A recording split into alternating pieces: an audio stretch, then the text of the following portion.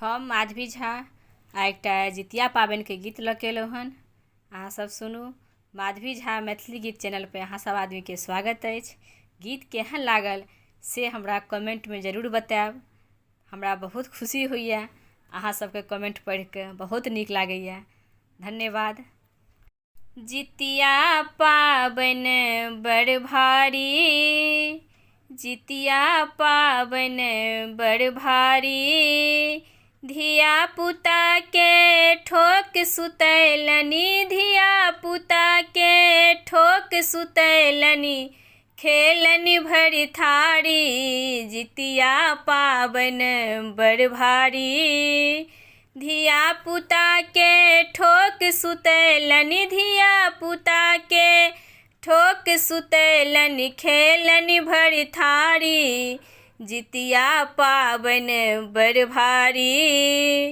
नहाय खाय में माछ मंगेबै, संग में मड़ुआ कारी, नहाय खाय में माछ मंगेबै, संग में मड़ुआ कारी, भोरबा में उठ गन करबै, भोरबा में उठ गन करबै, चूड़ा दही लथारी, जितिया पाबनि बड़ भारी, धिया पुता के ठोक सुतैलनि, धिया पुता के ठोक सुतैलनि, खेलनि भरि थारी, जितिया पाबनि बड़ भारी।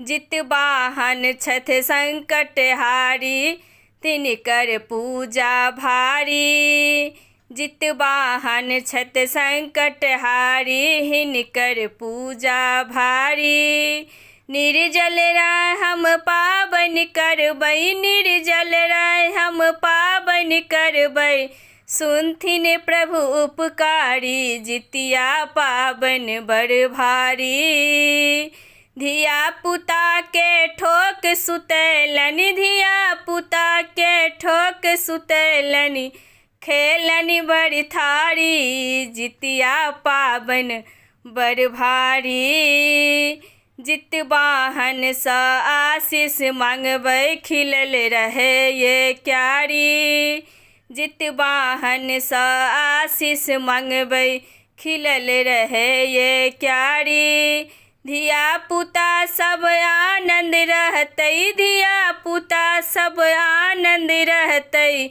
बनल रहे फूलबाड़ी, जितिया पाबनि बड़ भारी, धिया पुता के ठोक सुतैलनि, धिया पुता के ठोक सुतैलनि, खेलनि भरि थारी, जितिया पाबनि बड़ भारी, जितिया पाबनि बड़ भारी।